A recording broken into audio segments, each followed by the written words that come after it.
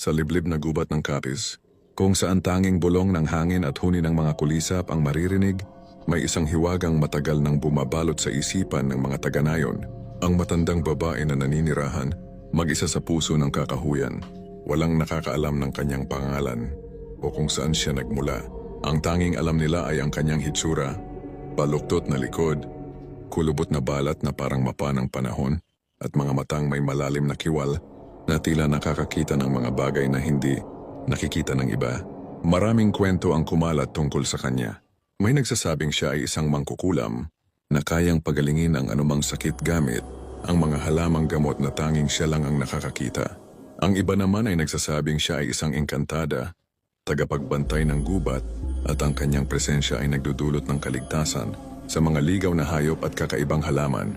Ngunit ang pinakamahiwagang kwento ay ang tungkol sa kanyang paminsan-minsang paglabas sa gubat, dala-dala ang isang basket ng mga sariwang prutas at damo na inilalapag niya sa labas ng simbahan bago sumikat ang araw.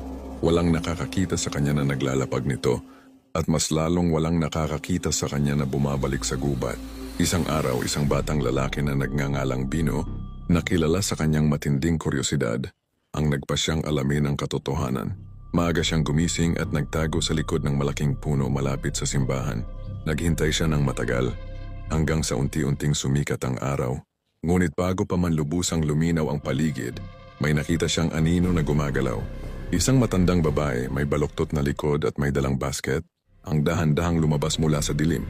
Akmang lalapit si Bino, ngunit biglang lumingon ang matandang babae. Ang kanyang mga mata, na sa tingin ni Bino ay puno ng misteryo, ay tila nakita ang kanyang presensya.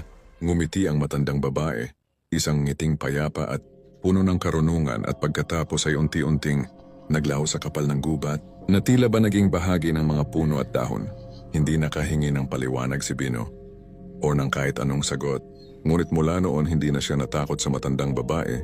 Sa halip, naintindihan niya na ang ilang hiwaga ay mas mainam na manatili na lang na hiwaga, at ang kagandahan ng Capiz ay hindi lamang nasa kanyang mga tanawin, kundi maging sa mga kwentong bumubuo sa kanyang kaluluwa, tulad ng misteryo ng matandang babae sa gubat. Gusto mo ba ng mga ganitong kwento? Halika at magsubaybay sa akin, at sa susunod na kwentong kababalaghan,